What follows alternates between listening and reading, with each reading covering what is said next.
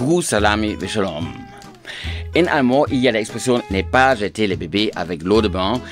Donc c'est préférable en ce moment de prendre un fond hors de baignoire et sécher peut-être avant de jeter sur le baignoire, les contenus de baignoire. Et il y a beaucoup de gens qui sont agacés que je critique pareil, par exemple des théories politiques et religieuses.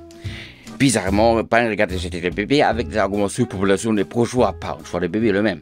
Je critique un texte concret, par exemple l'écriture islamique, de façon, par exemple, je ne crois pas à un oncle extra divin et je ne peux pas me transformer dans un singe.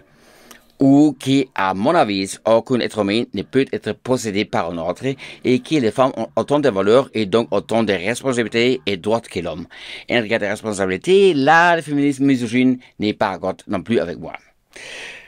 Et comme ici, je montre spécifique quel passage du contenu clairement facile à comprendre, écrit exactement décrit exactement ce qui ensuite est réalisé. Donc là, je vois par exemple les liens s'il y a écrit sur la décapitation dans la sourate 8 ayat 12 et ensuite vous voyez quelqu'un de faire une coupe de cheveux radicale en hauteur de nuque et cite en plus sur 8 ayat 12. En ce moment, c'est pas un hijacking de la religion où M. Macron après m'est banni de Twitter et depuis j'ai été sur un autre pseudonyme. Maintenant, je peux remettre mon nom comme M. Musk a acheté. Même s'il y a maintenant une loi de blasphémie en Europe, je l'appelle comme ça, parce que finalement, blasphémie, c'est le moment, si quelqu'un en pouvoir ressentit la haine qu'on critique ses crimes. En ce moment, ça sert à rallier l'Internet. C'est la vérité, qu'est-ce qu'eux vont faire. Dans une vidéo d'Ingestan, j'ai parlé des professeurs dégénérés suite au inceste académique et un prof de l'école, par exemple, existe véritablement, qui a conclu suite à la lecture de cette sourate 8 ayat 12 et a dit, oh, décapité, oh, j'ai fait une vidéo YouTube de cela. Et après, il s'est déclaré comme le calife Baghdadi, mais il s'est fait exposer soi-même après avoir vu un mal noir de M. Trump. Alors, je critique ces passages, ces textes et le fait que ces textes soient réalisés comme une recette de livre de la cuisine et déclarant justice sera culture et en conséquence multiculturel sera multijustice. Plus qu'une justice, c'est une justice. De mon opinion, de qui se connaît de la médecine, par un seul homme dans une allele cachée quelque part qui est lui programmé dans son ADN qui doit instinctivement avoir des bombes autour de ce cou. Ce n'existe pas, c'est pas biologie ni race ni culture, c'est une décision de cette personne, une décision con en fait. Contrairement à d'autres chaînes qui font un très bon travail en ce sens, qui citent également les passages exacts dont elles parlent pour les rendre clairs, c'est à propos de ce passage. Par exemple, l'apologète 17, monsieur David Wood, ou le prophète, l'apôtre prophète, c'est bien, je n'ai recommandé à personne de quitter l'islam, même si j'ai moi-même survécu des attentats terroristes. J'ai été personnellement menacé de meurtres à plusieurs reprises. Et j'ai personnellement eu des fruits juridiques pendant des décennies avec une plainte fumiste, comme par exemple votre chou à me manger entièrement, qui c'est pas possible parce que si je suis mangé par quelque chose, je suis plus là, non? Où j'ai eu, et là j'ai eu l'impression qu'il s'agit de mettre à pause indéfinie la possibilité que je peux me naturaliser en France. Parce que s'il y a une procédure pénale contre vous, même si avec une claire diffamation qui est pas possible, j'ai pas de télépathie pour forcer quelqu'un, et ça c'est aussi vrai, j'ai fait une vidéo dessus de ça. Et à chaque fois que c'est passé, le plaintif se justifie par l'islam. Et quand je disais que je ne pouvais pas devenir française parce que je ne suis pas musulman, je veux dire ces trublions particuliers, ces voyous qui utilisaient ainsi tout le monde, s'il y a une critique de leur propre comportement, ce sera une attaque contre une race musulmane et une holocauste en Israël, bien que les génocides contre les musulmans ont eu lieu auparavant en Yougoslavie, dernièrement, et actuellement en Chine, ainsi qu'en États avec une majorité musulmane, par exemple l'Iran. Si on les classe à la persécution, les meurtres des musulmans Balochi ou Ahmedi, ou soumis par les musulmans d'une autre population qui est aussi musulmane, seulement parce qu'une population entière définie comme une ethnique et assassinée. De mon avis, Ça, c'est aussi une persécution, c'est un génocide. Alors, je me permets de dire que ces dégâts étaient inutiles. Les motifs sont idiots et restent d'un crime, même s'ils justifient pas un passage d'un livre considérant. Et aussi, même si les dégâts est arrivé à moi personnellement, dans toutes les campagnes des djihad documentées, si on regarde l'intérieur de l'histoire, vous comptez toujours 2 musulmans morts par une non-musulman. Si vous comptez des musulmans assassinés par des musulmans qui entendent qu'il est hypocrite, par exemple, il n'a pas, exemple, cette opinion de, je sais pas. Donc, et tuer les gens, c'est pas bon. C'est pas utile. Autre le fait que nous, juifs, ne faisons pas le prosélytisme et nous n'avons pas le droit de faire le prosélytisme. Nous n'avons pas non plus le droit d'avoir des idées sur la conquête du monde.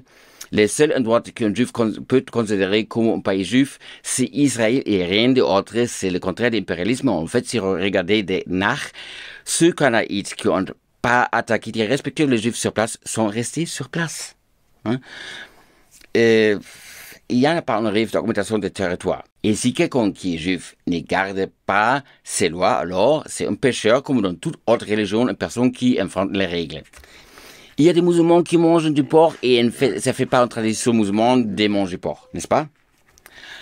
Connaissant un peu l'histoire, je loucherai dans une direction différente lorsque le christianisme orthodoxe, par exemple, commettait chaque jour des atrocités scandaleuses, qui s'appelait à l'époque pogrom, également pour maintenir un seul sur un pouvoir comme l'État de Russie au début du XXe siècle. Je vous recommande de consulter la chaîne de Tov Yassinger, Outreach Judaism, si vous parlez anglais, si vous voulez savoir exactement où et comment quel texte a été utilisé dans le christianisme pour justifier le massacre. Et le plus important pour moi, c'est qu'ils ont arrêté les croisades. Tout comme aujourd'hui, les missionnaires regardent aux musulmans, tout le monde a été en Russie très excessif lorsque les chrétiens ont décidé de quitter collectivement leur religion, ce que nous les juifs avons connu principalement parce que nous avions été tués à cause d'un meurtre commis par les Romains contre un juif. Faut savoir, dans l'occupation de l'Imperium Romanum, c'était par la loi, en peine de mort si quelqu'un enseigne publiquement la Torah. Donc il y a beaucoup qui sont crucifiés, donc c'est probable. Et fraîchement quitté le christianisme orthodoxe, les Russes sont devenus stalinistes. Et j'ai déjà montré à d'autres vidéos ce parallèle que je vois entre le concept de nationalité allemande d'Adolf Hitler et la nationalité soviétique de Staline. Et Hitler a été nommé en plus en Soviet bavarois en 1919. Il y a une vidéo de TIK historique qui vaut la peine d'être vue. Et nous, les Juifs, avons été réduits en esclavage dans des camps de concentration et extermination. Seulement 3 ans après le début de la guerre, il était très clair que les nations italiennes très susceptibles de perdre la guerre, disant ce qui était bien sûr interdit de le mentionner en Reich. Mais sur la recommandation d'une personne du Mufti de Jérusalem, Mohamed Amin al-Hussein, qui a ensuite fondé l'organisation palestinienne Fatah, le travail à mort a été remplacé par un simple abattage. Ce que disent les documents de la conférence de Wannsee, que Hussein a insisté à l'extermination. Tandis que Staline, sous le prétexte que les Juifs ne sont pas candidats pour devenir citoyens parce que nous ne pouvons pas fonder notre propre État, ce qui est maintenant avec Israël, clairement, nous pouvons. Et donc, dans les marxismes, c'est moi qui ai pris Staline, maintenant aussi les Chinois, ceux qui ne sont pas socialisés, c'est seulement abattre ceux qui on ne considère pas socialisables, par exemple, juifs. Et c'est une des raisons pourquoi je n'aime pas le marxisme. Ça avait signifié d'envoyer aux millions à la mort, travailler jusqu'à la mort dans le goulag, comme les esclaves. En fait, l'effet final, tout le monde est mort et la même. Sachant cela, donc c'est quelqu'un dit maintenant, et même je suis au courant des passages tels qu'il a dit, Simon 2922, qui ordonne le meurtre à tous les juifs mondiaux, et c'est qui n'est pas un passage utilisé, c'est un passage qui est utilisé comme la justification de l'oppresseur palestinien. Pour les oppresseurs qui oppressent les Palestiniens, qui on appelle aussi le gouvernement palestinien. Par exemple, selon l'article 7 de la charte du Hamas, pour ainsi dire, comme condition de la base pour la négation de paix, il faut d'abord crever. Bien que les dictateurs palestiniens aient déjà rejeté 7 fois l'établissement d'un État palestinien, aussi quelquefois, peu importe si Jérusalem était dedans, oui ou non. Parce que d'abord, les conditions étaient crevées. Chez le Fatah, c'est noyer tous les juifs israéliens. Pour le Hamas, c'est tuer tous les juifs dans tout le monde entier et après négocier. Et aucun ni Fatah ni Hamas exigeait cela aux Israéliens qui sont revêtus à l'islam Donc, ce n'est pas une question ethnique, sauf si un Israélien est devenu chia, là, peut-être les côtés sunnis veulent l'abattre. Euh, hein. Nous voyons maintenant les bombes incendiaires été lancées par les fenêtres de la mosquée de Monte Temple et sans l'action de la police israélienne qui a une fois de plus été condamnée dans le monde entier, cette mosquée brûlera certainement car l'engin incendiaire s'est éteint à la mosquée. Ils sont jetés à tour. Acropolis, armée Turquie, on a déjà vu, et je me souviens par exemple d'un attentat perpétré par le mouvement contre le mouvement en Mecque. Donc, les gens avec l'explosif dans une mosquée, ça veut dire la mosquée explose. Mieux que non. Soyons honnêtes, les dirigeants arabes ont la tendance à ôter la vie de leurs sujets et pourtant, bien que cette base idéologique soit utilisée pour cela, dès que vous sortez un règlement, un espace vide est créé qui est immédiatement rempli par d'autres choses. Par exemple, les chrétiens orthodoxes ont quitté leur religion, ils étaient remplacés par le stalinisme. Et en Irak, nous avons eu le parti communiste de Baath avec Saddam Hussein qui, comme Assad, a gazé son propre peuple. Et on veut toujours pas admettre qu'il y a des problèmes avec le Koweït qui après voulu prendre tous les petits pays là dans le Golfe pour voir la majorité des pétroles. En ce moment, vous avez un communiste qui décide qui peut prendre un avion, oui ou non. Donc, si je devais recommander de laisser les idées politiques d'islam qui mélangent la région et tout, je laisserai de la place pour quelque chose et très probablement quelque chose pas si bon. Et puis, il y a des héros comme notre Emmanuel Macron qui a l'idée de dicter ce que les musulmans doivent penser sans être musulman lui-même. C'est très Davos, règle pour toi, liberté pour moi.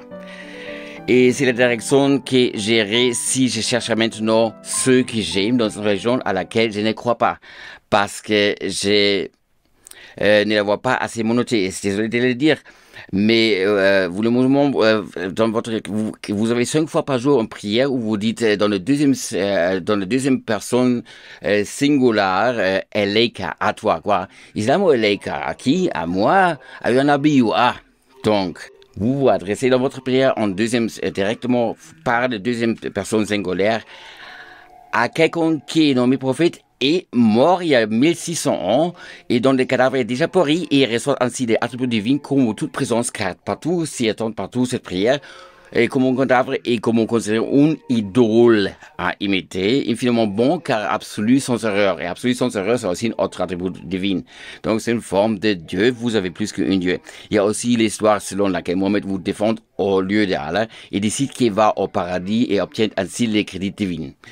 Et ça, c'est tant probable comme dans les Vikings, Odin ou dans les Égyptiens Horus, qui sont devenus dieux pour une réincarnation de Dieu pour mourir, et vu parler d'eux-mêmes, tant que père, fils, et en même temps, et ça devient un petit peu compliqué.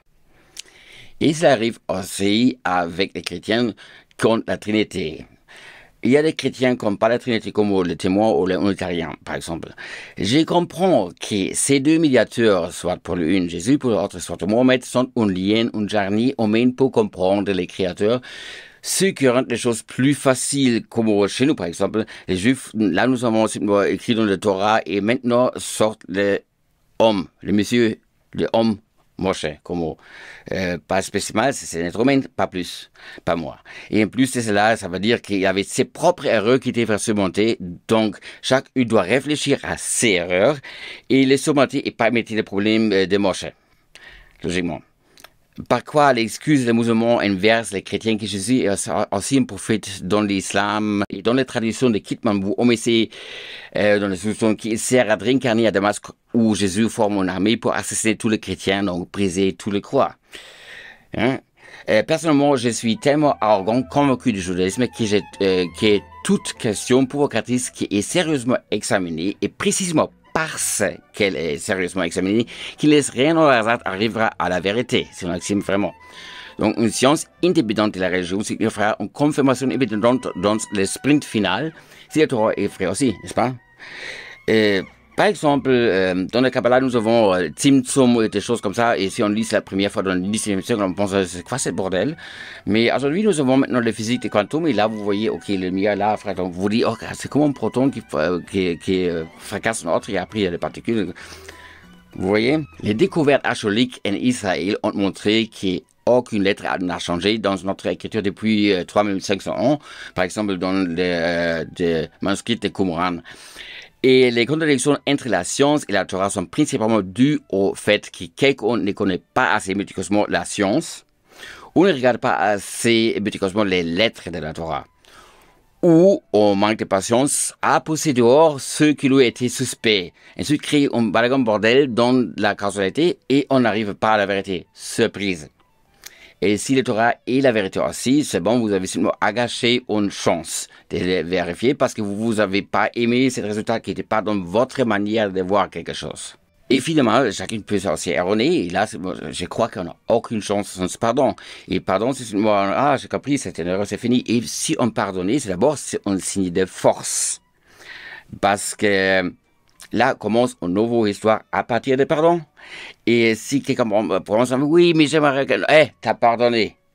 Oui, je sais, c'est difficile pour ça. Pardonner, c'est pas une faiblesse, c'est une force.